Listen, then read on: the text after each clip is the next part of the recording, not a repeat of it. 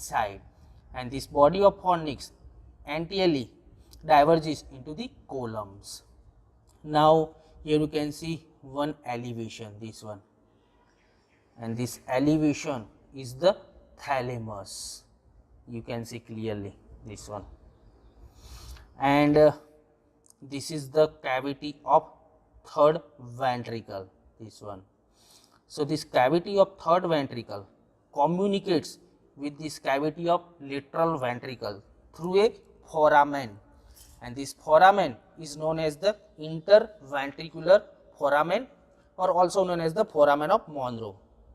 Here you can see this is the foramen of Monro or interventricular foramen.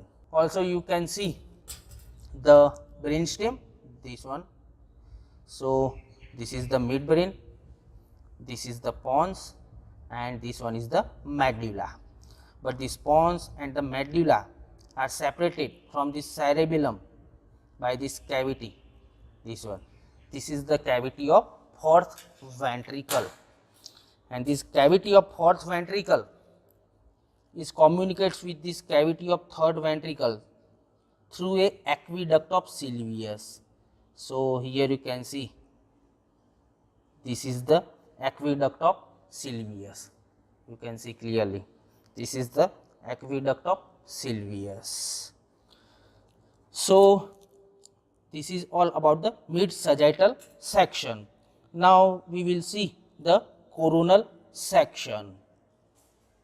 Now in this section, apart from this cavity of lateral ventricle, you can also see these white fibers of corpus callosum, which are the example of commissural fibers.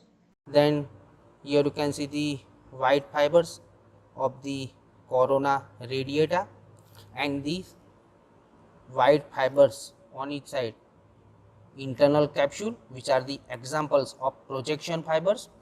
And here you can see the gray matter on each side is the caudate nucleus, and here you can see on each side of cavity of third ventricle gray matter of thalamus, and here you can see gray matter on each side is the lentiform nucleus.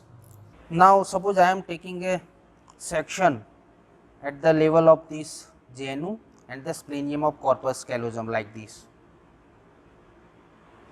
transverse section, then how